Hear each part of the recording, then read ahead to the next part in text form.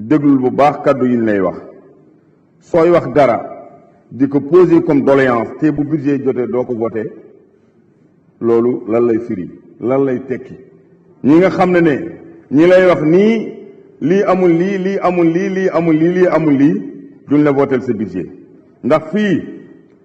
indi nañu fii mbirum artisan yi voté wuñu nee na duñ jàppale artisan yi nekk ci biir Sénégal nee na duñ jàppale agent poste yi nga xam ne war na leen jàppale nee na duñ jàppale aide à la presse duñ ko voté duñu jàppale hôpitaux yi nga xam ne ñoom ñuy faj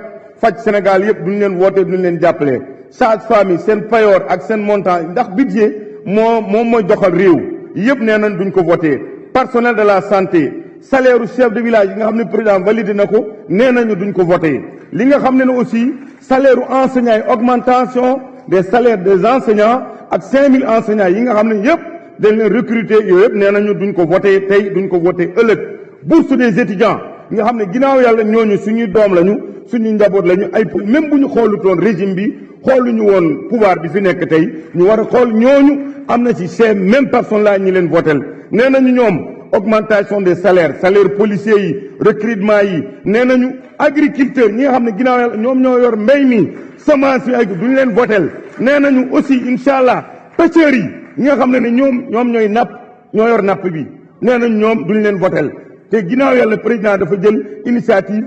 subventionné lu bëri ci carburant bi nga xam ne mooy des pêcheurs jëndal leen ay gilets subvention ci moteur bi yëpp nee nañu duñ ko votel PUDC duñ ko votel programme d'urgence communautaire loolu nga xam ne mooy defar forage defar lu bëree bëri électrification rurale nee nañu duñu voté PUMA moo nekk ci zone frontalier yi nee nañu duñu voté SEMI couverture nee naa la dafa bëri kon duñ la votel dañuy wax rek te li ñuy wax gëmuñu ci dara ñu wax la nag nit bu bëggee capitale du Sénégal di Dakar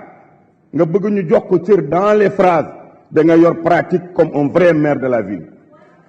ville boo xam ne mérite pas à sa place n'a pas même le droit de réclamer cëru